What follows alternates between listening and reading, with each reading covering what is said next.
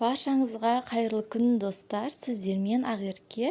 Бүгін мен сіздерге 10 минутта жасалатын салаттың рецептісімен бөлісетін боламын. Жаздың уақытысында барлық үйден табылады деп ойлаймын бұл заттарды. Ең алдымен осылай бір сәбізімізді тефоркадан өткізіп, бір шай қасық тұзымызды салып, жақсылап араластырып қойып қоямыз.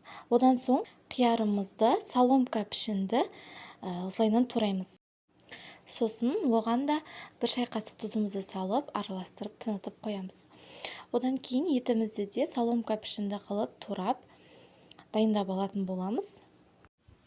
Одан соң пиязымызды да турап дайындап аламыз.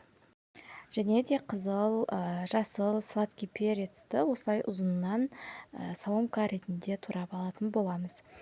Одан кейін қызып тұрған табамызға жаңағы соломка етіп туралған етімізді саламыз.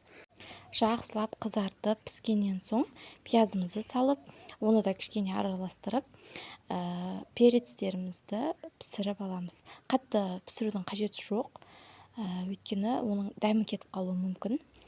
Одан соң осылай бір қызанағымызды осылай турап, видеода көрсетілгендей турап аламыз. Ал енді салатымызды бір-біріне біріктіретін боламыз. Ең алдымен қиярдың суын төгіп, одан соң осылай сәбіздің де суын бөлек төгіп тастап, үстіне салып, жаңағы қуырылған етімізді барлығын салып, помидорды да саламыз. Ал ендігі кезекте соевый соусымызды бір ас қасық құйып, одан соң жарты шай қасық уксусымызды саламыз. Бір шай қасық паприканы және де 2 тіс сарымсақты майдалап турап, оны да салатын боламыз. Және ең соңында бір шай қасық тұз салыңыздар. Қатты көп салып жібермеңіздер, өйткені жаңағы салған тұздарымыз бар, ащы болып кетуі мүмкін. Жақсылап араластырып дастархандарыңызға ұсынсаңыздар болады. Меніңше бұл қонақ күткенде таптырмайтын, өте тез жасалатын салат деп ойлаймын. Әрі өте тез, әрі дәмді болып шығады.